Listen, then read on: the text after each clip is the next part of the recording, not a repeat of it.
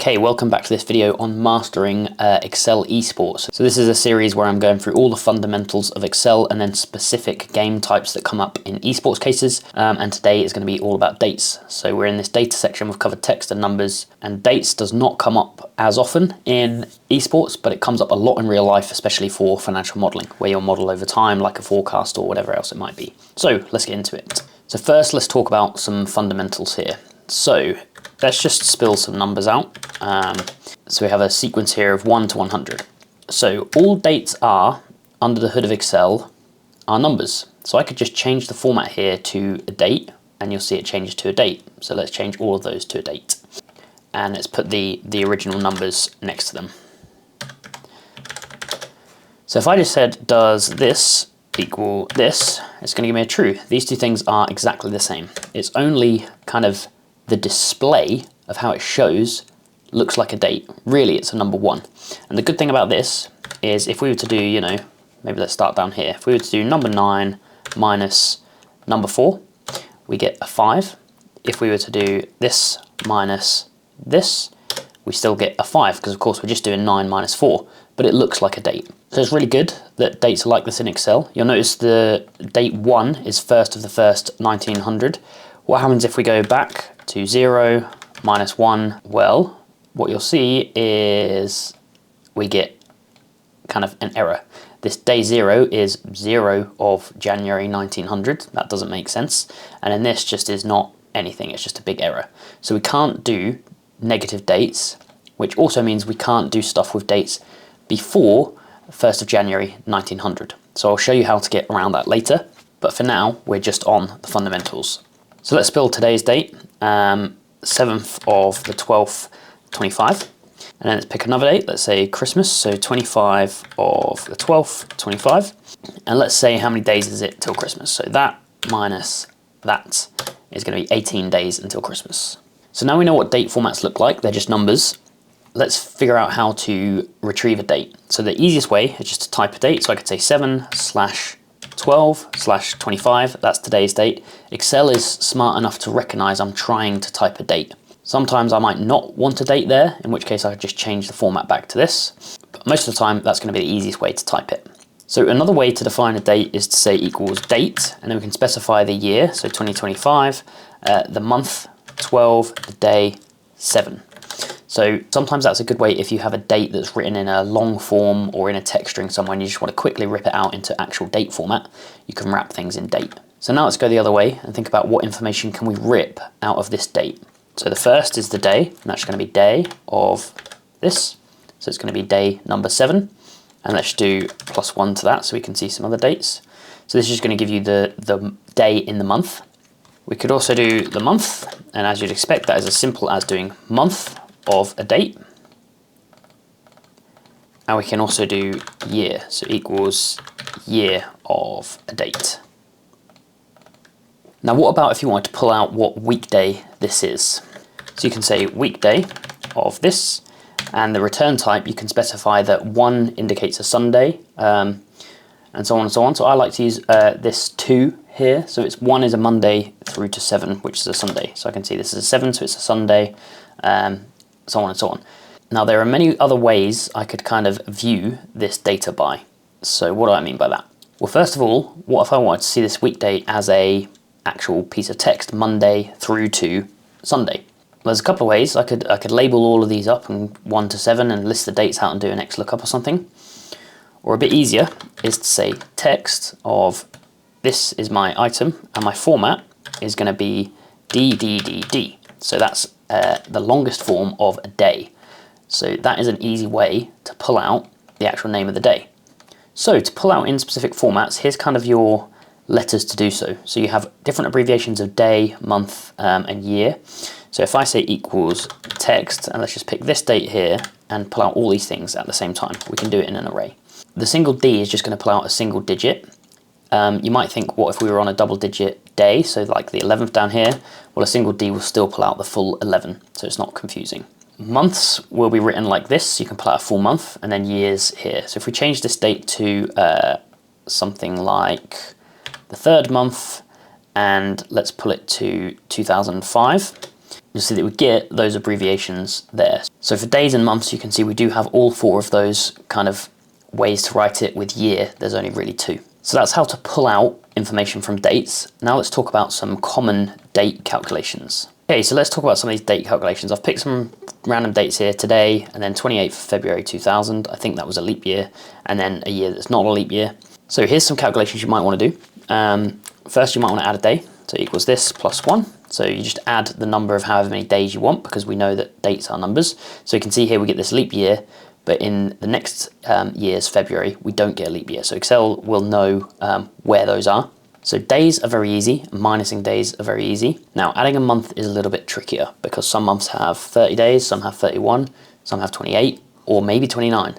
So the easiest way is to use the eDate formula. So eDate will take a start date, and then you can specify a number of months. So I could use 0, -1 to go back a number of months, or +1 to go forward a number of months. So let's just format this correctly as dates. So that's me going back a month from here. Let's go forward a month, and you will notice that these ones work fine. So one problem you might be thinking here is, what happens if we go forward from 31st of January 1 month? Because February only has 28 days here. So let's go from 31st of January forward a whole month, and you'll note that it does only go to 28th of February. So the formula is kind of clever enough to know that if 1 month ends on the 31st, but the next month ends on 30th, it will only take you to the 30th of the month. It kind of tries to be as consistent as possible. Now adding a year, again, is a little tricky because of leap years and so on. So the best way to do it is to just still use the eDate, take your start date, but add 12 months. So that's the easiest way to go forward a year. Again, when we take something like a leap year and change this to 29 here, you'll see that we still only go forward to the 28th in the next year because it's not a leap year. So these formulas will kind of deal with all the leap year stuff for you. Now, similar to eDate is EOM, so that's end of month. So you can pick a start date and then again a number of months. So let's have 1, and that will move us forward 1 month and to the end of the date in the next month. So if we had this as 1st of February, it would move to the end of the next month. If we had months of 0, it would just move to the end of the current month, like so. So that's really useful. One more calculation you might want to do with dates is to figure out how many working days there are between 2 dates, because obviously we don't work on weekends. So there is a formula for that as well, called network days. So if you say network days, we give it a start date. So let's take this 1st of February 2000, an end date, which let's go all the way up to today. That will tell us how many days are between them, if I turn it back to a normal format. So that's how many days there are between these 2 dates, excluding weekends. Now this won't exclude bank holidays, but what you can do is you can specify any bank holiday days you want. So today is a Sunday, so it's a non-working day. Tomorrow is a working day. So if I add that an 8 to that, you'll see this jumps up to 6745. But what I can do is I could specify a list of holidays like so. So let's say that was a holiday, and if I look at my calendar here, let's pretend that Monday the 1st of December was a holiday, even though it wasn't. And the third argument in this network days, I can specify a list of things and say, okay, those are my holidays. So now my number is going to drop by 2 days. So this is for stuff like bank holidays, which differ by country. You can just add in this year's list of bank holidays, do your network days, and you'll have the number of working days. Now you might be thinking, oh, I don't have weekends off, I have Mondays and Tuesdays off instead. Well, there's another formula for that called Network Days International. So Network Days International, again, you'll give it a start date and end date, and then you'll specify where your weekends are. So you can have individual days as your day off, or you can have 2 concurrent days. So let's say Sunday and Monday were bank holidays instead, I could do that. And again, you can still put all your holidays in and non-working days manually. So now let's talk about working with old dates. So let's say we had a pre-1900 date, so 1733, something like that. So let's do 1st of January 1733. So Excel is just going to read this as text at the minute. Let's say I want to add some days to it. Well, I can't add 1 to it, it's just not going to work. So how can I get around that? Well, the easiest way is just to add a multiple of 400 years to the date. And the reason for that is because of leap years. So every 4 years we have a leap year, but every 100 years you skip 1, and every 400 years you don't skip 1. And that's just because the Earth moving around the sun isn't exactly 365 days, and having a leap year every 4 years still doesn't exactly account for it, so you need to not have a leap year every 100 and then do have one every 400. So if adding 400 will take you into kind of modern dates, great. If not, you might need to add 800, 1200, whatever it is. So let's just add 1200 to this. So we'd first need to split this up by numbers. So let's say text split this on a slash, and if you don't know that, go watch all the other videos.